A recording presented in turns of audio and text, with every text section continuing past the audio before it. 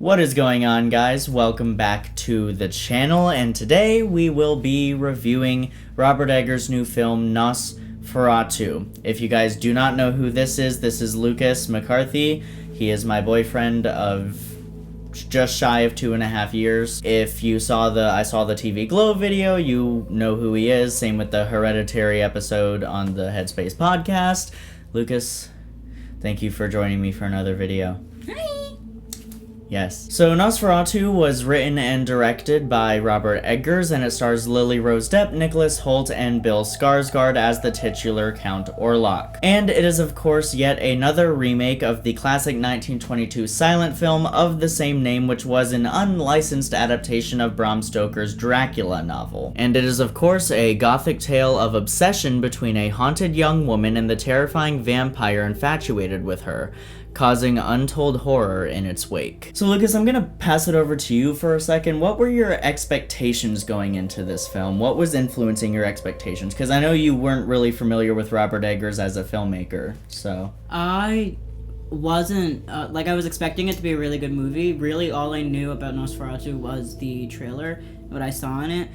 From what I saw, it was really good. I was really excited about it. I love timepieces, especially from this era. I think it met all of my expectations as to like what the film could be, and actually exceeded them. Mm-hmm. Going into it, I wasn't like super excited. Like I wasn't like, oh my god, I've been waiting for this. Mm-hmm. But I was like, oh, this seems like really cool. And afterwards, I was like, this is amazing. I have been a massive fan of gothic horror for my entire life, but especially recently I've been going through this huge phase of just reading gothic literature, purchasing books like the one beside me.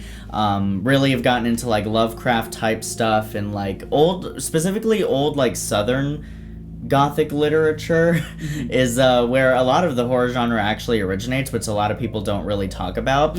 And Bram Stoker's original Dracula novel is sort of the textbook definition of a gothic horror novel. It has all the tropes and cliches that at the time were not tropes and cliches, because it was kind of the one that started it all within the realm of vampire lore. The original Nosferatu film from 1922 is my favorite silent film. I still think it holds up very well. It's extremely watchable, surprisingly so, for a 1922 silent film with literally no sound whatsoever aside from a musical score. But the biggest thing influencing my expectations going into this one was Robert Eggers as a director. Lucas has not seen any of Robert Eggers' other films, but I have seen all of his other films, and I love virtually all of them. He started with The Witch, then he put out The Lighthouse, and then he put out The Northman, and now we have Nosferatu. I think Robert Eggers is one of the best directors working today, not just in horror, just in film in general. I love his movies. I need to show you all of his other movies because I guarantee you'll love them just as much as well. But yeah, we're not really hiding how we felt about this movie from you guys. We both pretty much adored this film front to back. Would you agree? Yeah. So before we get into all the specifics about our opinions of this movie, we're just going to give you our overall opinion of it as a whole. Lucas, I'm going to let you go first. Give your overall opinion before we get into the specifics. I thought that it was a really tragically beautiful story. Lately, I've noticed that it's really hard for a lot of people to find a story and connect with it and find it both tragic and also beautiful. I feel like that's something that we've kind of lost in the recent years, is like people not really having that nuance of like, this is something that's spectacular, but it also makes me feel devastated for the characters. And that's how I felt about this movie. I've noticed that not a lot of people have felt the same way, but I wholeheartedly agree. And this is another thing where if you didn't really know much about gothic horror or even OG vampire lore or Nosferatu itself as a story, which yes, originally it was basically an adaptation of Dracula, some would go as far to call it a knockoff or a ripoff. But the thing about Nosferatu that I really like is that it takes certain aspects of the Dracula lore and flips them on their head a little bit. And historically, it's always been a somewhat darker, a bit more edgier of a tale. Because if you read the original Dracula novel, it's gothic horror. It's very creepy, it's very disturbing, and it's pretty fucked up. But The story of Nosferatu, I think, is just objectively a bit more disturbing and a bit more fucked up, especially with some of the content it shows. A lot of the things that are in this movie are in the original Dracula story, but in that book and the way it was written, it was more so implied rather than very graphically shown, which it is for the most part in this movie. It was also very nice being able to like watch this movie and think back to I read Bram Stoker's Dracula, I watched the play, and it was nice being able to look at that and be like, oh, that happened in the book. You know, especially Willem Dafoe's character. I was like, he's basically Van Helsing. yeah, I was like, this is Van Helsing. Yeah. And what's really funny also, he didn't tell me that Nosferatu was based off of Dracula going into this. I thought it was just going to be another vampire story. I didn't know it was going to be directly based off of Dracula. I mean, it is pretty common knowledge. I didn't know that, though. So when Willem Dafoe's character came in, I was like, is that just fucking Van Helsing? His character's name is not Van Helsing, I know, but that's the thing. It's sort of like, that's what Nosferatu is. Count Orlock is called Count Orlock, but it's Count Dracula, you know, like, they just changed the names of all of the characters. Okay, so getting into the long list of things that we both really loved about this movie, I want to start with talking about the visuals and the cinematography, and we'll talk about costumes and sets later. Right now, we're just going to talk about cinematography, the way the film was shot, the way the shots are composed. How did you feel about this movie from a visual standpoint? I really liked the colors. Yeah. He told me that in a lot of the director's movies, Robert Eggers? in a lot of Robert Edgar's movies, they tend to have very like monotone, very dull, very grayscale. grim, colors. But I think that worked exceptionally well for this type of movie, considering the medium that it's based off of. I liked that there were some scenes where like it could completely just pass for a black and white movie. Yeah. And then also like sometimes there was fire and it added just like a little bit of like a pop of color into an overall like very gray like scene, and just the way that the colors were done was like exceptionally beautiful. Yeah, and about the black and white thing, there are scenes in this movie that are tributing the original Nosferatu film, which is obviously black and white depending on which version of it you watch. But the thing is, there's no scenes in this movie where a black and white filter is used. There's always color on the screen, but the thing about the scenes that we said could almost pass as black and white is that it is very desaturated, and you can still tell there's color because in all of those scenes there's this very, very faint hue of blue. I notice it's like a very cold, very desaturated blue. It's like a blink and you'll miss it thing, but it is there. But I also did really like how it's like, yes, this scene is in color, but it almost is bridging on the gap between being a color scene and a black and white scene. So I really liked that. And also just the movie, I mean, if you've seen any of Robert Eggers' movies, this will come as no surprise to you. The movie, just visually speaking, is stunning. Not even just talking about the color palette, just the way shots are composed, symmetry in some shots, and also asymmetry in other shots, like Dutch angles and things like that. He does some crazy shit with the camera in this movie that he's never really done in any of his movies before, with like these grand sweeping shots. There's this shot I love, it was in the trailer, of the entrance to Orlock's castle in Transylvania, where the camera is just zooming forward very, very fast across the bridge into this like dark arched doorway. It's fantastic, and top tier cinematography like that is present throughout the entire film. And I thought it just made it that much more effective. I mean, there's some shots in this movie that are pretty bone chilling, and they will stick with you. Another aspect of this movie that I really loved, Lucas didn't notice it, apparently. Yeah, I kind of forgot it. I'm someone, to be fair, who does pay very close attention to the sound design and the score for any given film, especially with Robert Eggers movies, and I loved the score in this film, particularly in the final scene, which I do want to say this is a spoiler-free review. We will talk about one spoilery thing after we both give our ratings, but for right now I'm going to keep it spoiler-free. The way the score was utilized in the final scene I thought was just fucking beautiful. I loved it, and again, in a very dark, fucked up, tragic way. For anyone who's seen the movie, I don't want you guys to think that we're saying we understood or sympathized with certain characters, because obviously we didn't. The way Count Orlock is depicted in this film, there's no humanity to him whatsoever. He is evil incarnate, and that's what this film is setting out to do. But we're going to get to that in a second. I just really loved the score, and I don't have much else to say about it, but I just wanted to shout it out because I really loved it. Moving on to the next point, the production and specifically the costume design, in my eyes, is absolutely stunning. Oh my gosh. Whoever designed those costumes, loosen that corset, girl. You ate too much.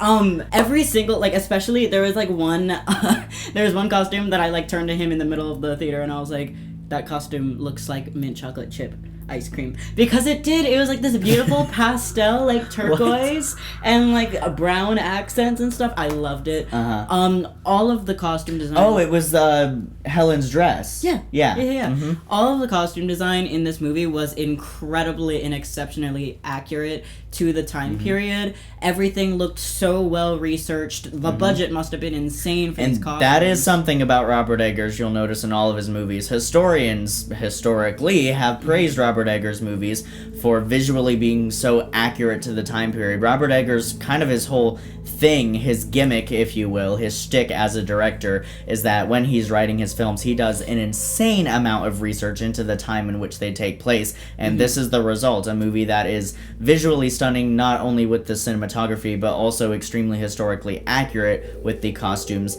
and the sets. God, the sets were beautiful too, especially when he's like running around Count Orlock's castle. Yes. It's just like, oof. Very eerie. Everything, but everything also just looked so real. There was not one point in this movie where I doubted it or where I was like, they look like they're in a set right now. It just never happened. Like, especially, I don't remember. He's basically Van Helsing. I don't remember the character's name. Like, Van Helsing's house, like, looked beautiful. Gorgeous. I loved the cats, by the way. Amazing. There were cats in this movie. There were so many cats in this movie. And to the cat lovers out there, no cats die in this movie. No cats died. So it's safe for you. We don't know that. They could have died of the plague. That's true. That's true. Which, speaking of historical accuracy and consciousness, this is something that is a part of the Nosferatu story. When I know the Nosferatu story is very well known, so I shouldn't have to like worry about spoiling it, but just for the sake of anyone who's going into this completely blind, I'm not going to spoil it. But when Nosferatu traverses a certain place to get to another place, it has historically been read as a metaphor for the plague. Since Nosferatu himself is evil incarnate, he just brings death. He literally is death. And not the sort of kind depiction of death you see in like comic strips and whatnot of death very peacefully just being like, hey, like, come with me to the afterlife, it's your time. No, like, Nosferatu is fucking brutal and evil. And so I really like how they tie that in with metaphors and analogies for the plague, which was going on at that time. There's a lot of rat imagery in this movie. And interestingly enough, in the 1922 film, his character design almost looks like a rat. I could definitely see Nosferatu bringing that little piece of like vampire lore into the mainstream and people taking inspiration from that afterwards. And that is another thing I really love about Nosferatu, and this film in particular, is the way it depicts and does not shy away from some of the more fucked up aspects of old school vampire lore. Like we're talking medieval type shit. When a lot of this stuff was originating, and just another testament to how well researched Robert Eggers' movies are. I really love commending him for that, because it really pays off and it makes for a really disturbing film. What did you think of the performances in the movie? Okay, first of all, the guy that was in the menu. Oh my god. Nicholas Hoult. Okay, Nicholas Hoult. I loved him. He was so good. So good. Specifically, like, with portraying fear. I've noticed, as somebody who's had to do that in shows, it's kind of difficult to actually be believably scared and like look scared and sound scared for your life. And a lot of actors just end up looking silly because they go too over the top with it, like, oh my god. But no, mad, like, it's much more subtle than that. And yeah, I agree. Nicholas Hoult is fucking phenomenal in this movie. Helen is incredible and scary. That is Lily Rose Depp. I love that she has this to show for herself after her previous biggest thing being The Idol, which was an awful show that she was awful in. I don't like hating on actors too much, but it wasn't a great performance. I'm gonna say most of that was because of Sam Levinson, though. But her performance in this movie, all other things aside, is fucking incredible. She's so getting freaky. A lot of Oscar buzz. I really hope she gets nominated, and she might even win. I mean, the Academy historically hasn't been too favorable to the horror genre, but I think Robert Eggers is a director who's quote-unquote artsy-fartsy enough for the Academy to look at and be like, ooh, pretentious art director. Yeah, we need to nominate his movies. So yeah, there's some hope there. There have been some nuggets of wins for the horror genre over the years. Like in 2018, Get Out got nominated for Best Original Screenplay, which was really fucking Did it cool. win? No, it did not. Oh. I don't think it did. It might have. Correct me in the comments if I'm wrong. I really hope that she continues to do horror. Yeah, she has a great look for horror. Very similar to... Well, her look isn't similar to Anya Taylor-Joy, but they're both similar in the sense that they both just have this look that just fits period pieces so well and time pieces so well, especially in the horror genre. I mean, you haven't seen The Witch, but that was Robert Eggers' first movie. Anya Taylor-Joy was in that. It was the first thing that made people really go, holy shit, who's this actress? I thought that Helen was really similar to Pearl. Pearl from the movie Pearl, which from you the haven't movie seen. Pearl. I thought it was the same actor actually. He had to tell me like, no, that's not. It is not the same actor, no. But she does remind me of that, and I think that she would do really good with movies specifically. She like would that. do very good in a movie like that. And thankfully this movie lets her explore all facets of her acting ability. Every single emotion a human can possibly feel, she's feeling it in this movie. And she has to very convincingly depict herself as somebody who is so wanting this evil to come to her, but also so fucking horrified of it. And that's a really hard thing to portray on screen. I thought she did it really, really well.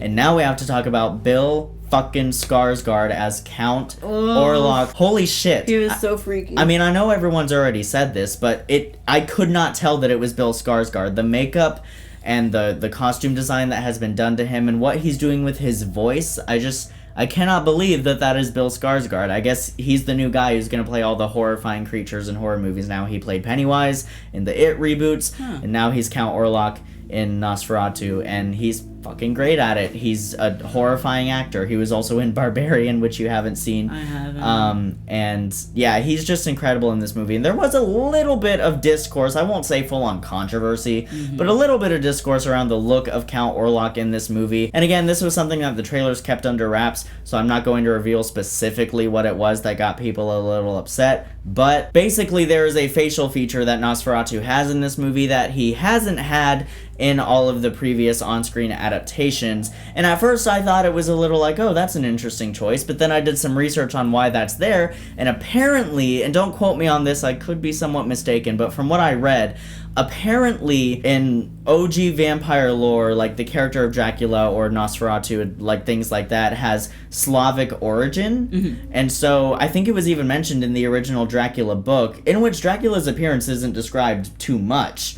But I think one of the little things they do give you is that he does have this facial feature that Count Orlock has in this movie. So I understand for some people they're not used to that being attributed to vampire characters, but also acknowledge the fact that it is also probably done for purposes of historical or lore accuracy, if you will. Cultural accuracy. And cultural 'Cause he is accuracy as well. Slavic. Yeah, he is Slavic, so... Yeah. You know. So for our final big thing we want to talk about in regards to things we really loved about this movie was the way the story was executed and a lot of the themes that the movie's going for. I know you probably have a lot to say about this.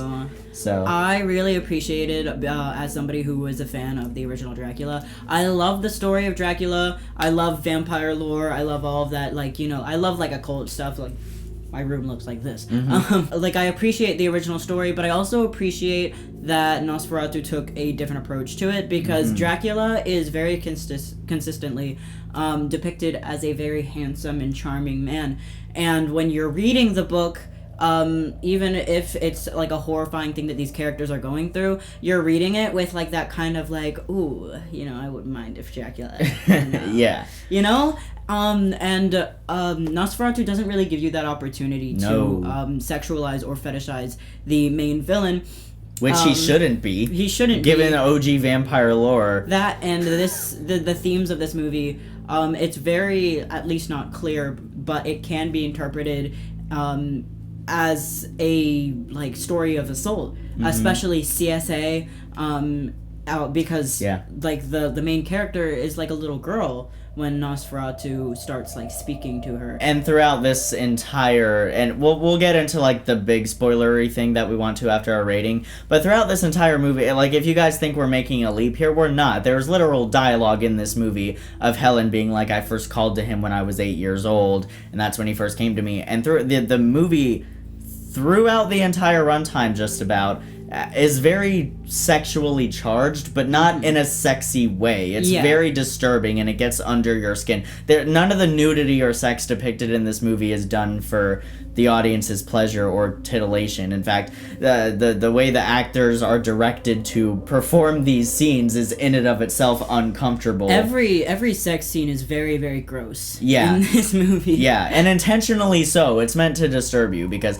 any instance in this movie in which two characters are engaging in any sort of sexual activity, it's not for normal reasons. You know, like how people in the real world, they just fuck every once in a while.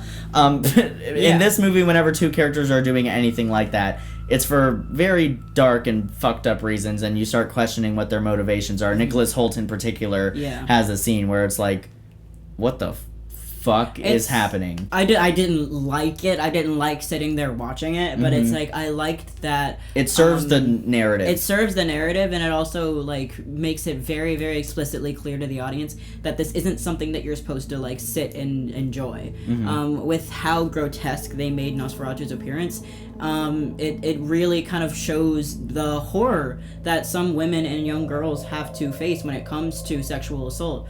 I also would like to note, oh my god, the amount of people who were very clearly missing the point. Oh my god, the audience we saw this with was horrible. Every time, oh my god, every single time somebody took their shirt off, and like people were going nuts and like laughing and like being like, oh, what the fuck? Virgin behavior. Literally, if you laugh every single time you see titties on screen, you don't have sex.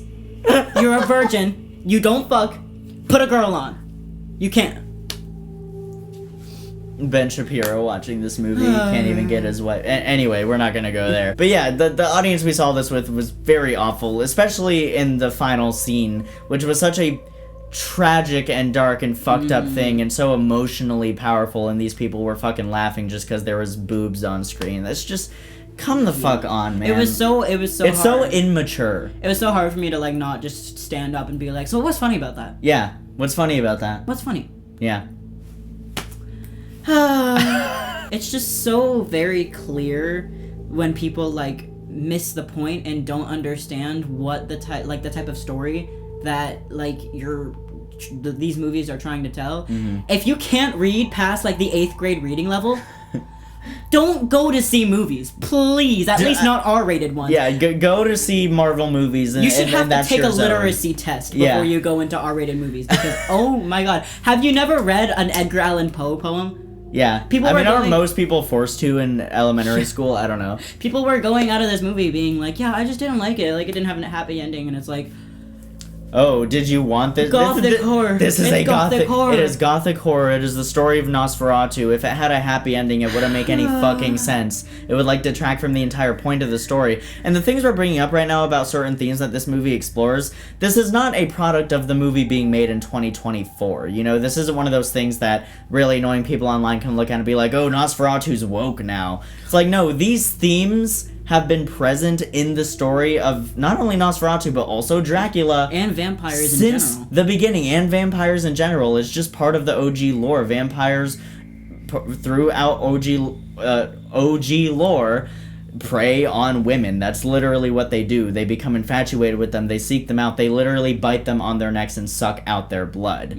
You know, it's like, and then you liken that to real life cases of assault, and you could almost describe it as a vampiric act, because it sucks the humanity out of someone. It dehumanizes them. It degrades them. It's just, it's been clear from the very beginning, ever since Bram Stoker wrote that original novel in the 1800s, might I add, that this is nothing new. And what this movie does with it, I've seen some people getting annoyed by it, calling it SJW Nosferatu. It's just so annoying. Like, no, these themes have been in this story for a very long time. And I can tell we both really want to get into specifics about that, so we're gonna go ahead and give our ratings and then talk about this one spoiler we want to talk about. I thought that it was absolutely stunning. The costume design, the performances, the way that the movie was shot, the sets, colors, everything. It was very good. The one thing that I didn't like, and I Moist Critical even, Moist Critical pointed this out. Good old Charlie. I love him. Is like the passage of time is really, really wonky in this movie. He didn't notice it apparently, but I did. Well, I noticed it, but it didn't bother me. It bothered me because like a lot of the time, like, there are leaps from one like time period to another, like, and the characters kind of have to explicitly tell the audience just how much time has passed, because it's just so unclear. And even with them, like, saying it, it's just, like, a little weird. It's either too little happens over the span of a really long time, or too much happens within, like, the span of a morning. Yeah. And it's really weird. I completely understand that. I also agree that the pacing and the depiction of time passing in this movie is a little clunky, is a little wonky. Like I said, it didn't really bother me, and unfortunately I can't really give a well-articulated reason as to why. It just didn't. Like, I noticed it was there, but it didn't dock too many points for me. What would you give the movie out of 10? 9.5. There was really only one thing that I had an issue with. I love the story of Dracula. I love vampire lore. I love freaky, like, occult, and very, like, old-timey, those kinds of stories. So, yeah, it's a 9.5. Nice. Yeah, I personally think that, in my opinion, this might go down as the definitive on-screen depiction of the Nosferatu tale. And I know to some that might be very blasphemous to say, because the 1922 film is such a classic, and we sort of have that film to thank for horror being a genre in film in general, or becoming as big of a genre as it is. But just with modern day technology and what directors are able to do now on a technical level, it is undeniable that directors are now able to improve certain things technically and visually on older stories now. And I'm all here for that. A lot of people don't like that. They just want to stay stuck in the past. But personally, I really love what Robert Eggers brought to this story. And I feel happy to say that this is my preferred on-screen depiction of Nosferatu. So I am actually going to agree with you. I'm going to give this film a 9.5 out of 10. Okay, really quick, let's talk about that final scene that sort of hits home a lot of the points we were talking about. So, if you don't want spoilers, leave the video. I'm giving you 5 seconds to leave. 1, 2, 3, 4, 5. Get out. Okay, so Helen dies. Count Orlock does achieve his goal of getting to Helen, and it's a very sexually charged scene. Yeah. It's very disturbing. Basically, like, they kiss, they lay down, it looks like they're about to fuck and whatnot, and who knows if they actually did or not. It's sort of left up to interpretation, but what is very graphically shown is that he does eat out her heart. He literally rips open her chest and eats out her heart, and she dies. I didn't like it. And it's made clear that she intentionally made this choice because she knew that doing so would kill Count Orlock and thus spare the lives of everyone else in this community, basically. Because, the whole, he brings the plague with him, and it was either she died or everybody around her did, and it was really... And that's what we were talking about with, like, the beautifully tragic aspect of it, is that Nosferatu, or Count Orlock in this movie, is literally evil incarnate. There's no redeeming qualities about him, and so Helen being so infatuated with him, but also making that decision at the end and, like, sort of realizing... It's wrong that I'm infatuated with him, and there's nothing here that I should be attracted to or drawn to, and so she decides in that moment to make this sacrifice. This was also the scene that I was referring to earlier when I said that I loved the score. Basically what happens is, like, Helen lures or sort of pulls in Count Orlock here into this bedroom, and when they start doing their thing, there's no comfortable way to describe what's going on. It's very fucked up and disturbing. It ends, I'll just phrase it that way, as soon as the sun comes above the horizon, and of course, vampire sunlight, those things don't go well together, and Nosferatu dies there on the bed with Helen. They die together. It's this, like, sort of beautifully tragic thing. And the music in that scene really took my breath away. I was just in awe. One of the best finales of any film that came out in 2024, in my opinion. Really, really loved it. Do you have any final points or thoughts you want to say about this spoiler section? I think it really, really hurts, really, the way that it ended when you think of, like, the real world analogy and the connection of him, like, fucking devastating, literally eating her alive. Yeah. It's just, God. There are many different ways that you can take this story, and very obviously it does end in the way that a traditional vampire story should end, with either the vampire, you know, sunlight, getting a stake through the heart, or anything like that. The idea of the character, like, literally eating their victim alive, stripping them of their humanity, and, like, their humanity and their innocence dying with them is just so gross. And that's what I think makes this movie scary. Something we didn't talk a lot of, like, we talked about how the movie's eerie and whatnot. We didn't really hit home enough, I think, that this movie is fucking horrifying. It's so scary. Like, there are several scenes throughout this movie, like, this is still a horror movie, you know? It's not just this gothic tragedy. I mean, it is very much that. But it is also a horror movie just as much, I would say. Yeah. There are some horrifying scenes in this movie that, like I said, there's imagery that is going to stick with me for a very long time. Yeah, I loved this movie. I loved it. He loved it.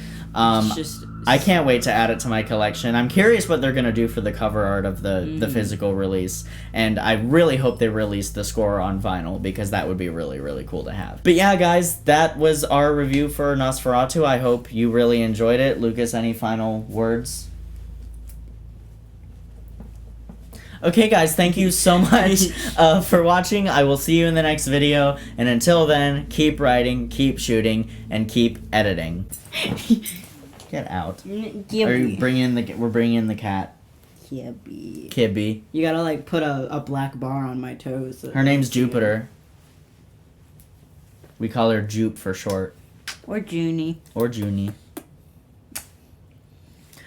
Bye, guys.